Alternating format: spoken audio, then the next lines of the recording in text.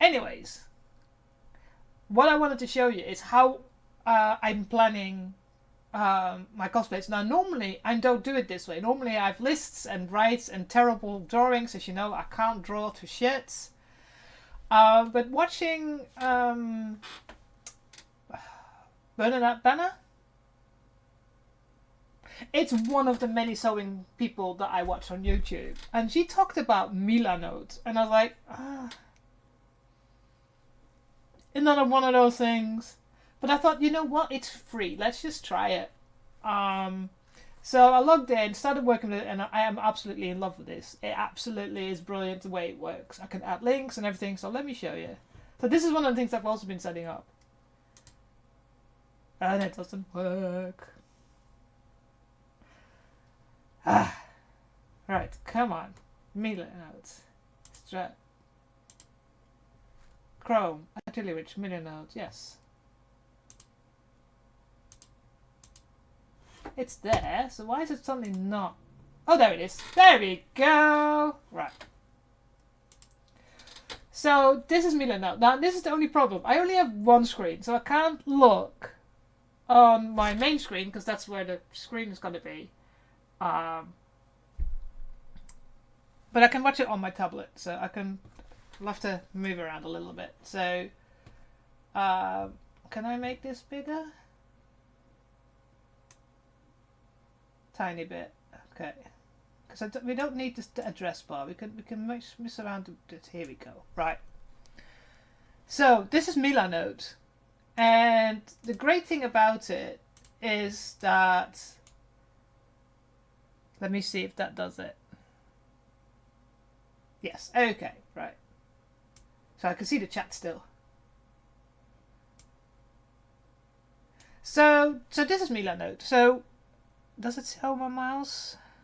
Yes, it does. Excellent. So it's like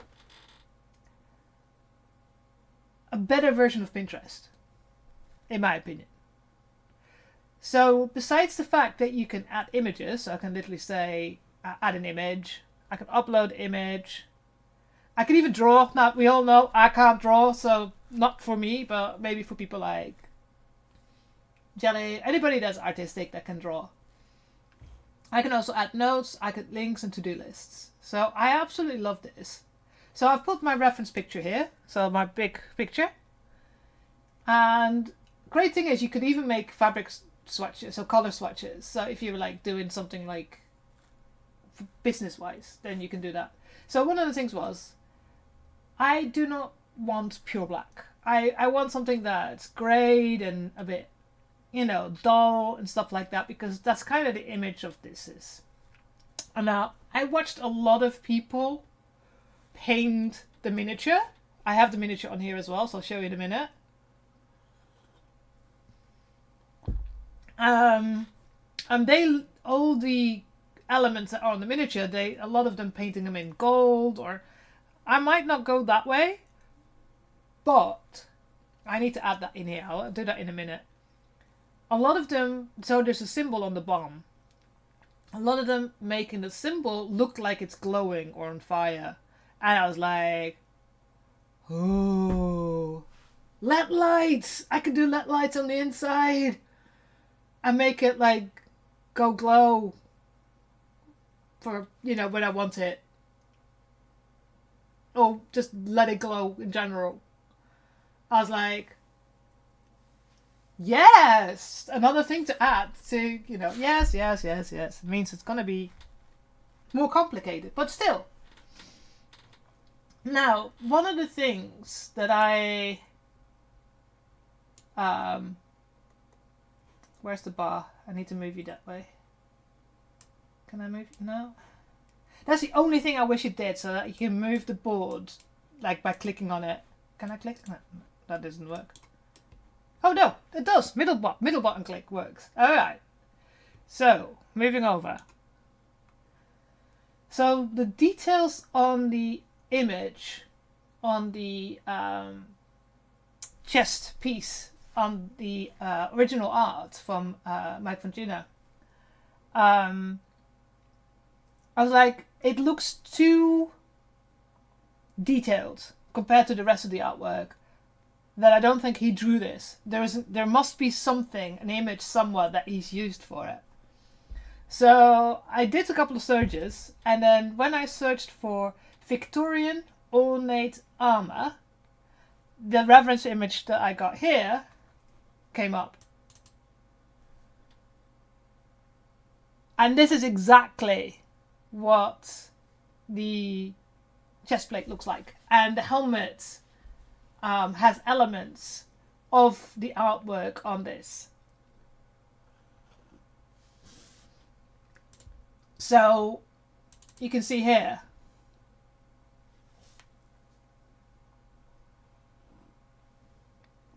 that that's the artwork that's on there. So brilliant. Now, one of the things that I've wrote down in my task lists, things that I need to find. I haven't done that yet, so a bit of a problem.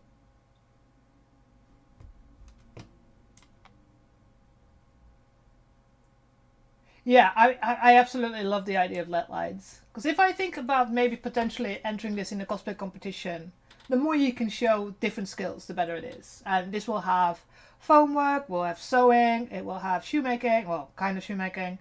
And then if I do LED lights in there, it'd be great as well. So one of the things I need to do, and I have been searching for this, but I haven't found it. So it's not a balaclava, but when I used the motor ride, before I had my own helmet, when I was doing lessons, I borrowed helmets from the lessons place. So to protect yourself from the sweat from other people, you wear a helmet cover. So it would be, goes over your head, and it just leaves your face, like here, free. So it's not balaclava. Balaclava just leaves your eyes open, but this leaves the whole face free. Because I think that might be a bit more comfortable than having something over my face, over my nose and mouth as well. Because I'm going to wear the helmet, but it will also, because I can't make the helmet fully enclosed. That would be very, very, very claustrophobic and stuffy. I need to be able to breathe. So I need to be able to, I'm going to make, because it looks like filigree. So I'm going to have like openings here and there. And to avoid people seeing my purple hair, I will have that. So it covers me. So it's like, still, if you look through it, it's not, obvious a headed face in there, because nobody's seen their faces. Of course, I need a pair of leggings and a shirt underneath, which I'm probably going to have to cut off the sleeves and make the sleeves that are on this outfit, which is slightly different. Now, another thing, the closures that are on this detailing here, is called military frogging. And that's why I've got the Revit image next to it. This is how it would look on an actual military uniform. So it's cord and buttons, and then officially this button, this loop, will go over this button. But it used to be functional, and then after a while it became ornamental, so you don't have to actually have a closure on it. But the side on the left is pretty much how that side looks on the short cape and on the long cape. It just means that I'm going to need a shit ton of buttons. So that is going to be an interesting way of doing it. Now, going down, and this is why, again, I love Milanote. This is a link to a YouTube channel, so you can add a link, and this is a YouTube channel about drafting skirts. Now, the skirt that she's wearing is either an A-line, which was very, very normal in the World War I era, or I think it's a little bit more wide, so it could even be a quarter circle. So one of the things I'm going to do when I'm going to start on this is make a mock-up between a quarter circle skirt and an A-line skirt. They're very, very similar, I think. And then see which one is better, and then make the pattern from that. So that's one of the reasons why it says mock-up fabric on my list of things to get. And then if the skirt falls too close to me, if it doesn't stand out, I think because of I'm going to be using wool, it might flare out naturally. But if it doesn't, then I might have to make a small underskirt, a small, like sort of a minimalist petticoat underneath it to make sure that it stands out. That's the problem when you have an image over, real life. Again, talking about cord work, so a lot of this very detailed stuff on the skirt and on the cape, on the miniature that I've got the STL for, is more simplified. But as you can see here, cord braiding and details of cord braiding was very, very popular in the 1900s to like 1920s. And it was done this way. So you draw the pattern on a piece of paper, and then you pin the cord to it, and then you stitch it together. So that might be something that I will be doing. I'll show you in a minute. I've got some cord, some 3mm cord, some 5mm cord. I think the 3mm cord is better because it's, it's thinner. But I might be looking into like either this is round cord, maybe there's something like a flat cord, so like laces thing. I'll have to have a look. But it's nice to be able to have all my ideas and things on one place. Oh, I want to show you this. This is an actual military uniform from the 1800s, so late 1800s. And you can see the ornate cord work on it and the ornate cord work on the sleeves. And it's the dark color, this very, very dark color, which feels like, that's the kind of color. It's like, I think it's a very, very dark navy, looking at how the colors faded to a light blue. But I thought that looks pretty much like what I wanted to look like. Now we come to what is going to be the most intricate thing that I probably have to make. Is the Edwardian collar, the ruffle. Especially since the way they've drawn it, it's pretty tight. So that means that it's many meters of fabric to get it that way. So I've spent the whole evening once watching all kinds of videos about how to make them. So I have a good idea how I want to make them. And the image here below it, this is the fabric that I bought. So I bought a meter of this lace. And because if you look close up, there's actually a gap.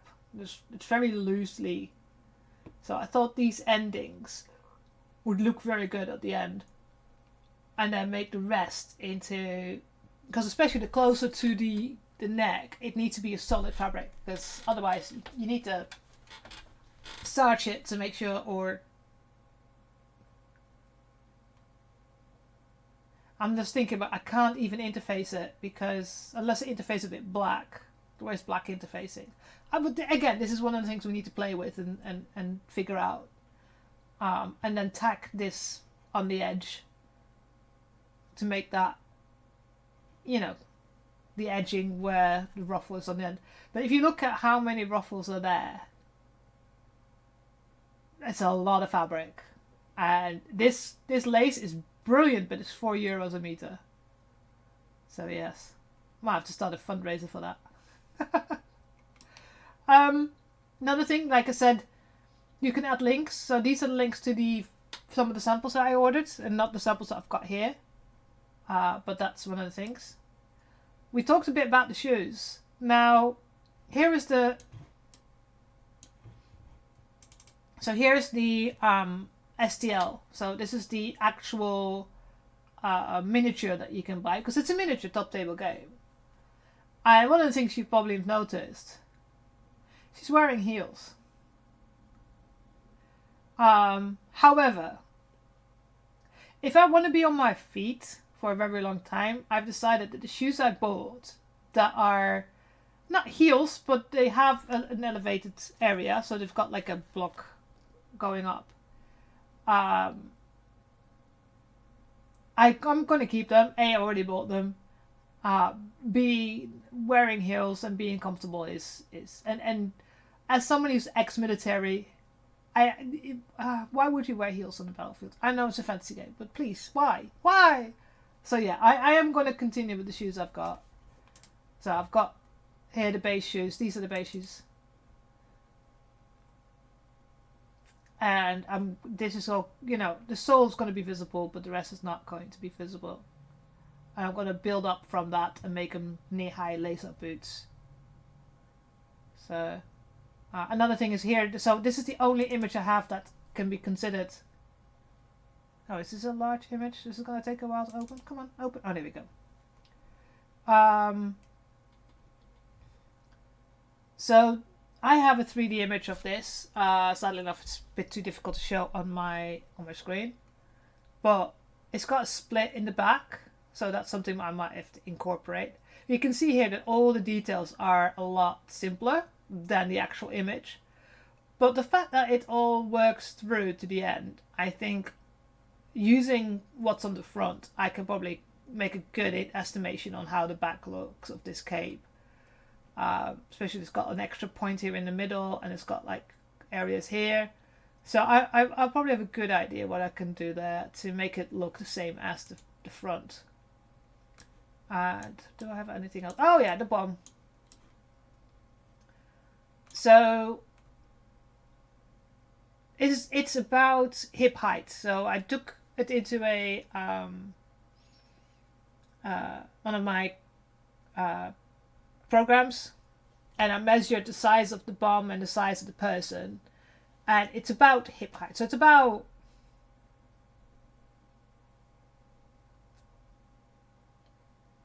going to be about 1.20 meters, I think, something like that height. So from that I can also, of course, figure out the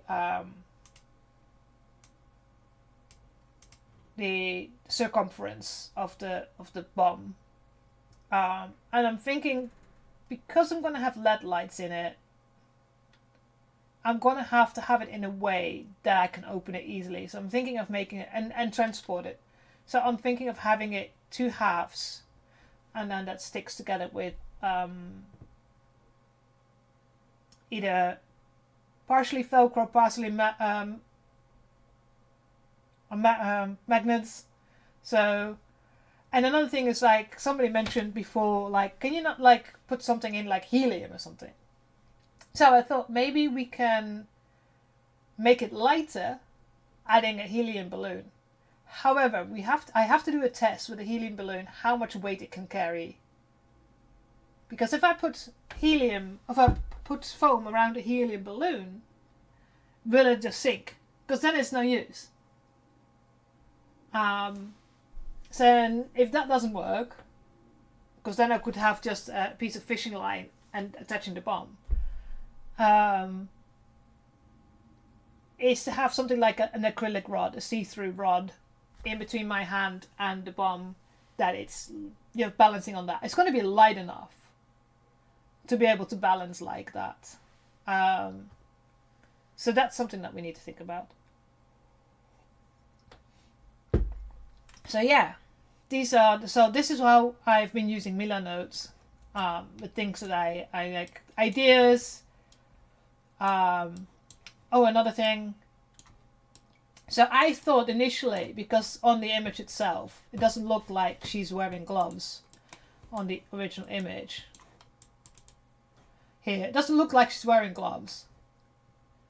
So I was thinking of getting some acrylic nails, either press on, or I'm going to go to a manicurist and get like short pointy black nails, and then make the rest of my hands like black and smoky going all the way down.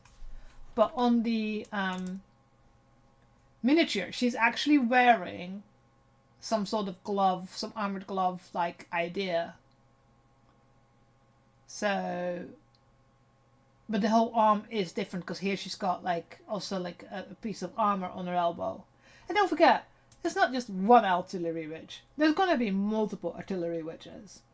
So, having my own interpretation and slight interpretation of what I think could be done, it's possible. But so I'm going to have to think Maybe do both, maybe don't. I don't know yet. We'll have to think. This is like one of the last things we're gonna have to do. The first thing we're gonna have to do is start working on the skirt and on the cape, and then we can start doing the foam chest plates, and the Edwardian ruffle and the helmet. So first we're gonna do all the sewing, make the shoes, the cape, the ruffle, and then we can start looking at doing the foam work for the bomb and for the helmet and for the armor. I have to have an idea as well. How am I going to do the helmet? Because it literally is closed. It's not like most helmets, like Helldivers helmets and all that, like that it's open here, so you can just put it over. It goes all the way around to here. So either I have to have some sort of mechanism to go and put it in. One of the things I was thinking about having a little 3D printed hinge, so that I can open the helmet like this and close it like this, and then just have magnets so that it closes. So, but yeah, lots of things to think about.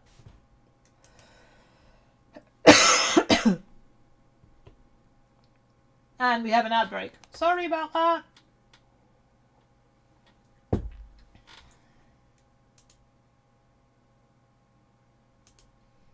So yeah, so that's kind of what we're planning. And I just realized I haven't even made my announcement on one of the Discords about this. Oh well, never mind. But yeah, so this is one of the things I want to do. Now, to show you what I already have. Now you're going to see my new camera setup.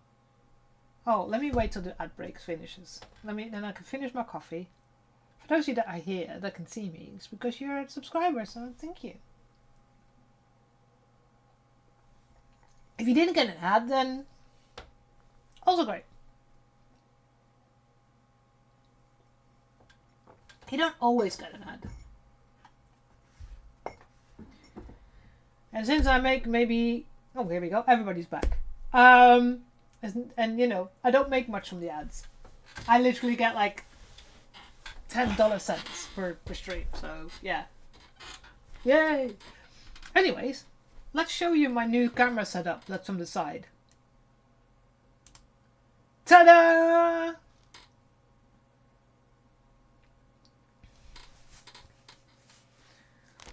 If you're not flying, actually, let me know what you think. But yeah, so this is the other fabrics that I got.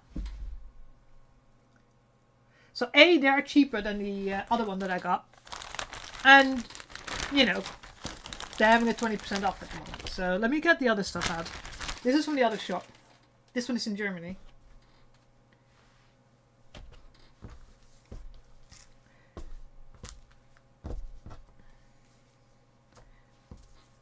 Was this the expensive one? No, this is not the expensive one. Okay, so this is the expensive one. Boiled wool is freaking expensive.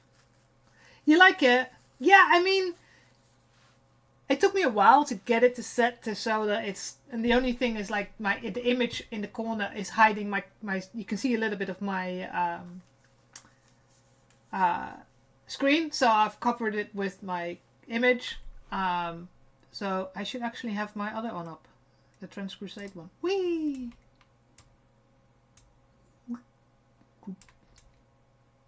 The only thing is, I'm not sure about where the text is at the moment. I wish I could have like a... maybe I need to make like a background. Because it's... Hang on. Can I move you here? It's still not easy readable. And I'll not put it over my face. I mean... Oh well. For now, it's where it is. Anyways. So I really liked these two colors, but they are a bit too light, especially if you look at this. Though I do want to use like a more of a dark... I wish this was slightly darker. And this was the recycled polyester, which I do like. I like the idea that it's recycled. But again, it's quite light, even compared to the other ones that I've got here, that are considered grey. So you can see the other ones are a bit darker, but they're not black. Because this is considered, I mean, I would say this is pretty black. So you can see that it's not pure black. And I really, really like this one. So this is 50% wool, 50% polyester. This is a lot thinner. This is like nicely a little bit thicker. It's going to be a nightmare to wear in the summer. And I do really like this one as well. That's of course more expensive. So I have decisions to make. I'm just comparing black to black. Yeah, see, that's super black.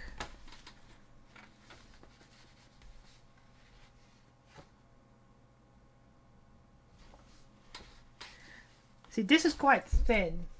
And what I want to use for the boots, it needs to be strong but also thin. So I think, oh, that one. They're very close to each other. So yeah, because also I'm thinking of not using the same fabric for the skirt and the cape. So yeah, I have to make some decisions. But these fabrics are a bit cheaper.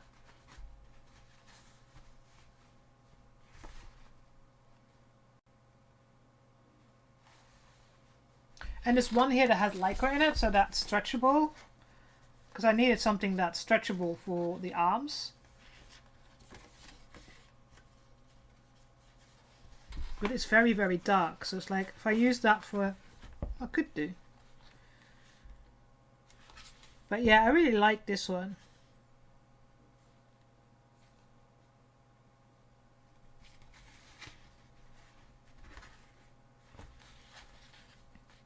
Too bad they didn't give me, like, these samples are quite nice because it can give you a little bit, if the sticker wasn't on it, gives you a bit of the drape, how it's gonna hang, because yeah,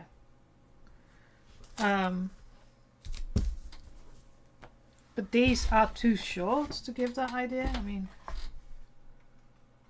that one's a bit, so yeah, decisions, because I think this one is a grayer.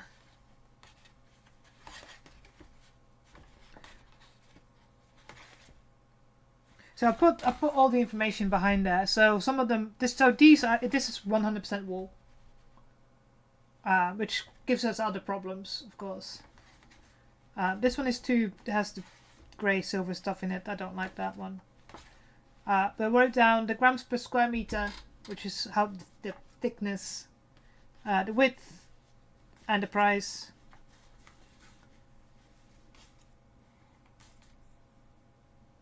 So yeah, I have to make some decisions and order something probably tomorrow. I need to have a good idea how much I need.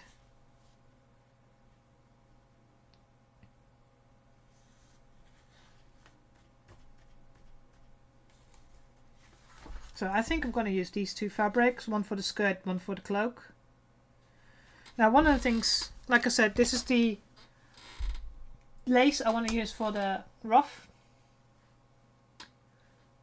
To put it on a piece of paper.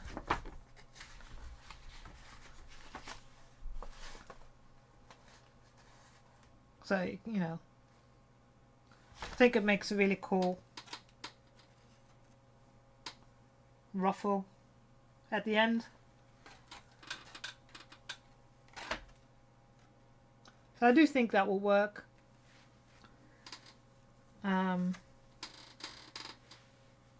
And then get some just basic cotton and a lot of starch, because that's maybe something I can put on the edge.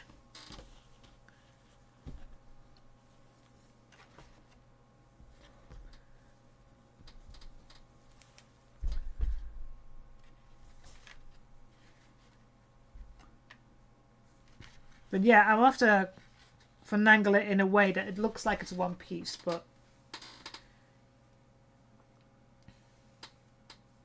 we'll have to figure that out. We'll do that on a stream. So yeah, and that's the other piece of, but I think this one is a bit too plain. Okay, it's really difficult to see. Here we go, that's better against the white.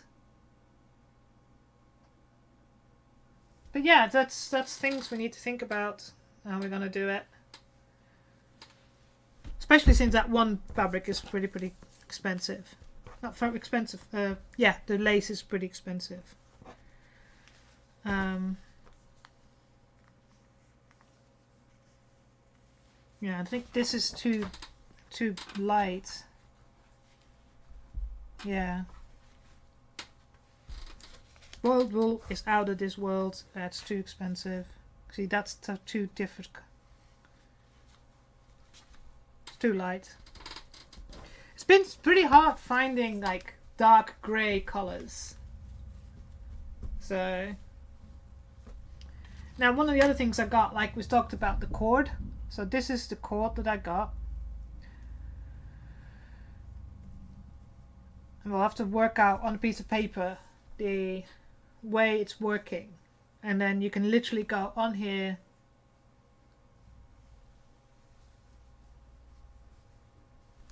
You can make all kinds of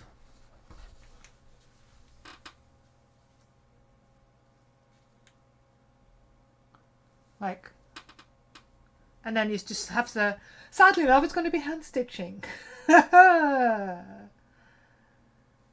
So yeah, so it needs to be hand stitched down. I might cheat a little bit and use some glue here and there. But yeah, if I'm, you know, I got this dark grey as well, but that is on this fabric. It's even too light, so I think we're gonna have to just use black. I think that works perfect. Yeah. And on this fabric, even there it works. Might have to give it a wash and see if I can get it like a little bit lighter. Get some of the, and that's really pure black, so that's not black. Okay, so I think I might use this fabric for the shoes. It's nice and soft.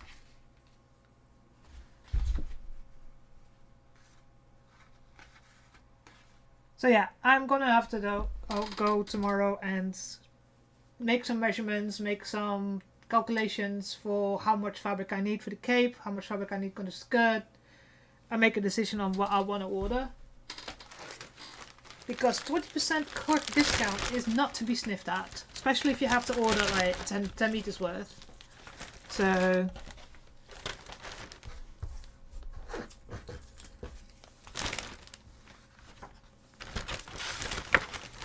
like I said, who knows, I might have to do some evening streams to go and start working on this, but and to keep the Sunday for my Sisters of Battle cosplay.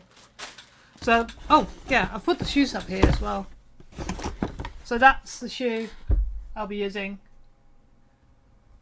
So it's got the step in, so I'm going to use this to put the tongue on that goes up, and the rest is just going to glue it over this little edge here.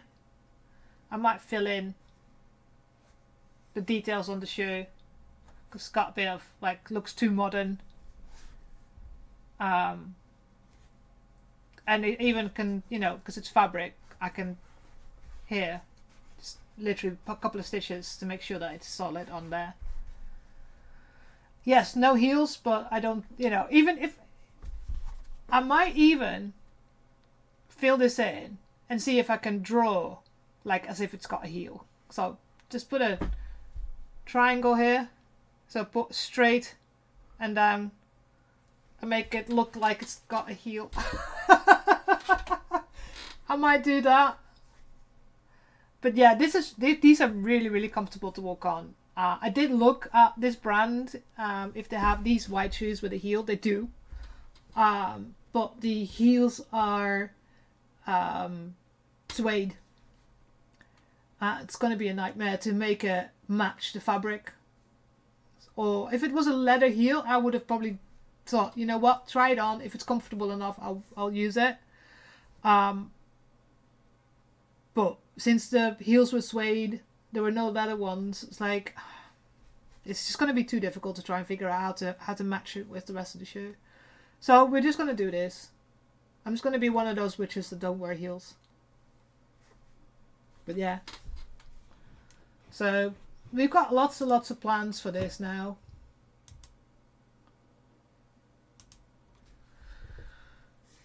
But yeah, I mean, I've been really, really loving the Milanote working.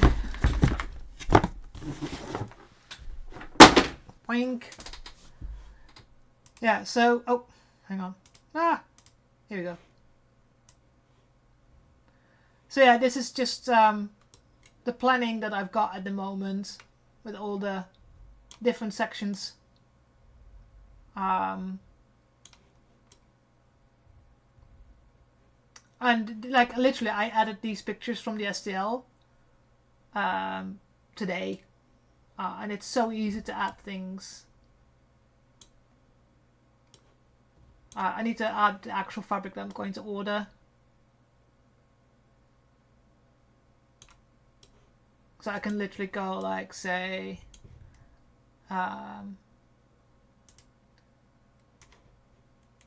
here we go. And then write down like fabric X. Oh, can't type. Fabric X. Skirt. Not skit. Skirt. 5 meters. Fabric Y. Cape. Or capes in principle. Could probably need a little bit more for that fabric. I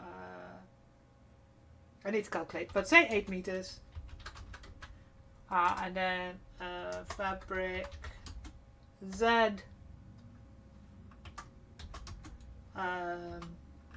Shoes. Make it 2 meters, so I have extra just in case. 2 meters. So I can link to the fabrics. I can say, yep, I got it, yep, I got it. I just absolutely love Milanote. I have actually, you know, I need to add a video for the A-line skirt drafting as well, because the Closet Historian shows you how to do that. But yeah. So that's kind of what I've been working on.